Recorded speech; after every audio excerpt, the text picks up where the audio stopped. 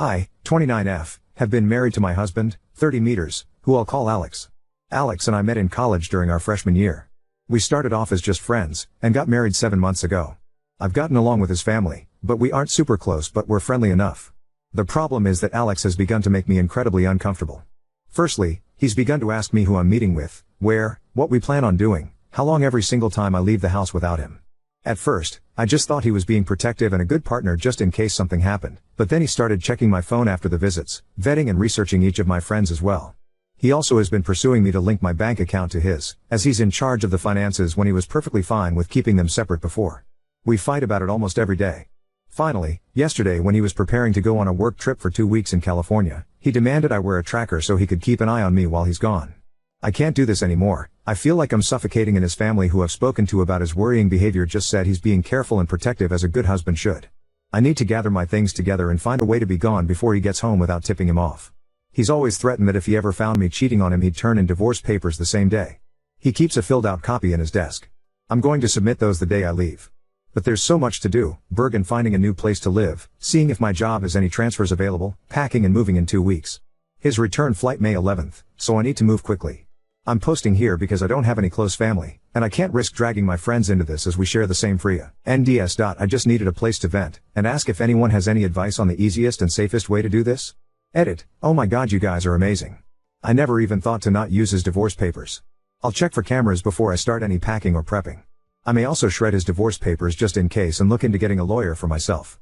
I'm in a no-fault divorce state, that much I so remember, which will help. The tracker he wants me to use is a small clip to put on the belt or waistband. I'll wear it unless I'm going or doing something related to me leaving. No pets yet, thankfully. Update 1. Some asked why I'd be hiding things from Alex regarding going out and who I'm meeting with. I don't, and I have nothing to hide. However, when he begins to then double check everything I tell him with the other people there, right down to each person I talk to and what I said. Did I send any text MSGs? Did I order food? How much did I eat? That's when it started to feel like I was slowly being pushed into a corner. It didn't start that bad, but gradually grew worse over time. All of the Reddit subs my in-laws' families are part of are related gardening and DIY, so I highly doubt they'll see this. If so, by the time they do, I'll hopefully be gone. I talked to my job and explained things to my manager. And they promised to look into openings in other states to see if they could get me into one. They'll have an update on that in 3 days. I trust that my bank account is secured, considering he's tried to get into it before and failed. I found one camera in the kitchen, another in the living room, and one in our bedroom. As such, I've left them in place for now and done all other planning, either in the bathroom pretending I'm taking a bath. I'm honestly staying away from the domestic violence services as my sister-in-law is unfortunately higher up in those, considering she volunteers there, and I have a feeling if I did show up there, they would know in a heartbeat. I can't look for apartments until I get the update from my work, but either or I'm still gonna be leaving the state. The day before I do, I will be changing my number carrier and wiping my laptop and all of his electronics before I do. I've met with 2 lawyers so far and had them look over the paperwork. My husband had prepared and both said that it did have some clauses in it. That could have caused me some trouble down the line. What alarmed all of us closed the fact that several of those clauses dealt with future children, and not as a hypothetical. Like several hairs suggested, I have a feeling he fully intended on getting me pregnant to keep me trapped and tied to him. There are 3 other locations my job could send me to, and I have, as a precaution, begun looking into all 3 cities and housing in the areas. Just in case one of those, this is the one they send me to. Even if they don't have an opening that they can push me into, then I will just have to quit, move and figure things out on my own. I have enough money to live and survive for a few months until I can pick up another job. Unfortunately, all of our friends are mutuals and would likely be unaware of the consequences of saying or sharing anything I do or say with my husband. I don't have any surviving close family, and obviously my in-laws are not a good resource to rely on. I am on my own, unfortunately, other than the wonderful bonds I've begun to make here. I will update again if I get more information or something else happens. Update 2. Good news.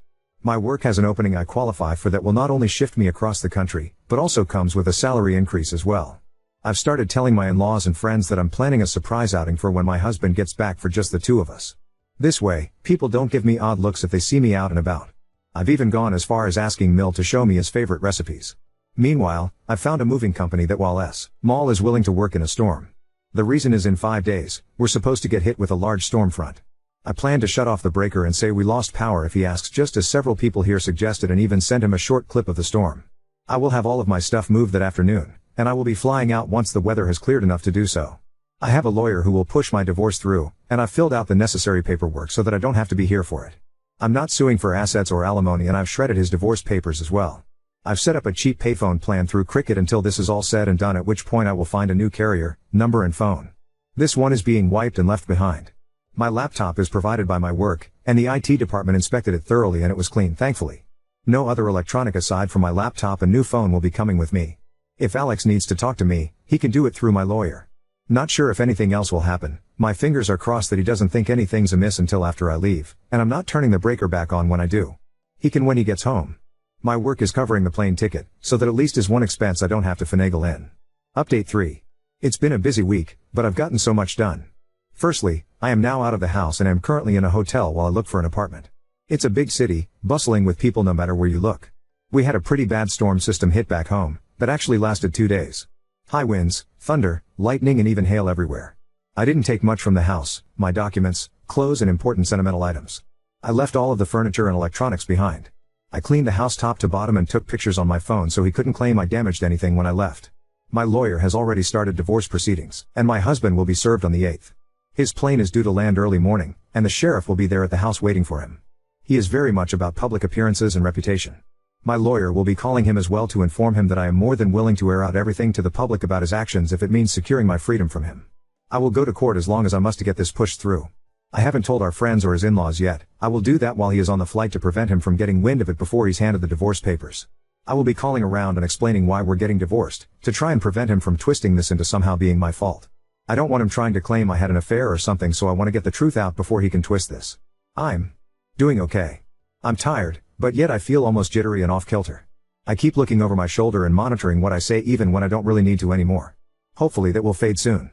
My work is covering the cost of the hotel, and I'm working on getting my other things in order. I also need to find a new GP as I want to get a full test just to make sure everything is okay. I don't know when my next update will be, probably when the divorce papers are filed or if we have to go to court to push them through. I will try to keep my head up, but it feels like I'm in a whirlwind or something with so many things to do and think about.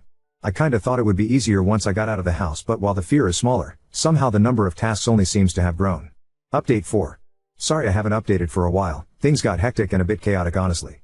Firstly, I'm working on getting an apartment still and have applications in at 3 different places and will hopefully hear back from them soon. I'm still going into work here at the new location, so I don't have to worry about earning through my emergency savings completely. I've gotten a lot of emails from Alex, his family and our old friend group asking question after question. I have only sent one return email to Alex, explaining that I don't believe we are truly compatible, and it is best we separate now. That his treatment of me when I'd done nothing to deserve as such was just as much of a deal breaker as cheating was for him. I ended the email with the statement that I would not be contacting him further and anything else he needed to pass on to me or vice versa would be done through my lawyer. For his family and friends, I just typed up one email outlining everything that had happened and why I left. I told them I wished them no ill will, but that such treatment of his wife and partner was not acceptable. That should Alex get remarried in the future, I wish they would help support both partners and not just Alex. Alex, from what my lawyer told me, was livid when he was served. The sheriff actually ended up booking him for assault on an officer and menacing due to the threats he was shouting. His father bailed him out in a few hours, but with the testimony of the sheriff, my lawyer believes I have a very good chance at getting a restraining order. Alex, upon returning to the house, apparently lost his temper again, breaking the dining table into pieces as well as the TV, and putting several holes in the walls. At least that's what one of the emails from one of our friends reported as Alex called him to help him clean up the mess. My lawyer already has pictures of the house I took, with timestamps as evidence nothing had been damaged by me. My friend reported that Alex tried to claim I'd been the one to trash the house, but the holes in the wall were at head height. Alex is 6 feet 3 inches, and I'm 5 feet 4 inches, so he knew that was false. Either way, taking the pictures definitely will help me. So again, thank you everyone here for the advice because I never would have thought of that on my own. My work won't share details of where I am, as I do work with some higher-end clientele who value security and that information won't be gossiped about, and no, I'm not some stripper or escort. I deal with contracts, notary and business management. As such, even if Alex tried to use my work to find me, he wouldn't succeed. Update 5. It may be a while after this until things change. Firstly, no, I didn't bring my car. The public transport here is good enough to use without needing one. I have secured an apartment, and the building has good security. You need a key card to enter, and there is a security guard at a desk right by the entrance to the building. As part of my contract, I gave them a photo of Alex and his family so that even in the off chance they do find me, they won't be let in. The responses I got from the emails varied. His family said I was overreacting, and that I owe Alex an apology for the problems this has caused him. The pending criminal charges puts him at risk of losing his job if he's convicted. Alex sent a long email, apologizing and pleading for me to come home. He said he was worried for me, that he is willing to go to therapy if it will appease me. He wants us to remain together, and he didn't think leaving was an appropriate response to his genuine concern and worry for my health and safety. The friends gave somewhat lacking replies, saying that they didn't think Alex was ever going to hurt me and that I shouldn't be letting my imagination run away wild. As much as I want to say I was surprised by the lack of support, I'm honestly not. He intends to fight the divorce. I am letting my lawyer handle it, and I am also pursuing a protective order as well. Once I got approved for my apartment, I also froze my credit. I've changed my phone carrier and number, as well as making sure none of my documents list Alex as next of kin or POA. Some have asked why I was so paranoid about Alex and his possible future actions. The answer for that actually is what's simple: my grandmother. I love that woman to bits. As a teen, she explained why my grandfather was never around. He was extremely abusive and manipulative, and her generation didn't allow divorce really. She wouldn't have been able to buy a house or get a good enough job to support her and my mother on her own. As such, she endured it, shielded my mom as she could until my grandfather died. When I felt like I may have been overreacting, I remembered how she'd said she'd always wished she'd been able to see grandfather for what he was early on when she may have been able to annul the marriage. Update 6. The divorce is proceeding, but even though I don't need him to agree, and he's not, it means I have to go through the courts to get it approved. As such, it could be upwards of 6 months to push it through even though I'm filing without attempting to claim property, alimony or compensation. I just want a clean break and separation. Alex has attempted to use our friends to reach out to me, as he doesn't want to use my lawyer for communication. He's saying it's disrespectful and cowardly to hide behind my lawyer and not meet him face to face. Alex wrote me a letter that he did pass off to my lawyer, but the contents were him justifying his actions and claiming that in today's time it is dangerous for women to be on their own, which is why he was so intent on trying to keep me safe from harm. He wanted me to understand that he was trying to protect me as best he could and was hurt that I would just lie to him and hide my actions from him related to my dissatisfaction with our marriage and my moving. I didn't reply, because at no point did he apologize. All he did was turn everything around on me as I was being overly dramatic, emotional and cowardly. There was a second letter with Alex's from my sil. Her letter was honestly disturbing and completely justified my misgivings regarding approaching her in any kind of professional capacity. She spent 5 paragraphs detailing how a real abusive relationship looked like and that Alex was the furthest thing from abusive. The details she included were all related to financial abuse and physical abuse. Nothing like what Alex had been doing.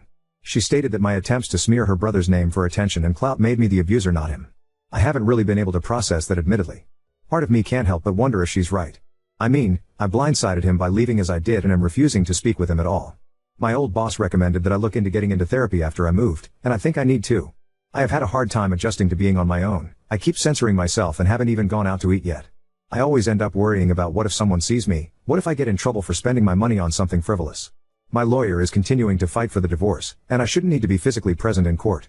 Any meetings needed between me and the judge can be done via Zoom. I'm trying to avoid confrontation with Alex and his family for now as much as I can and passed both letters to my lawyer in case he needs them.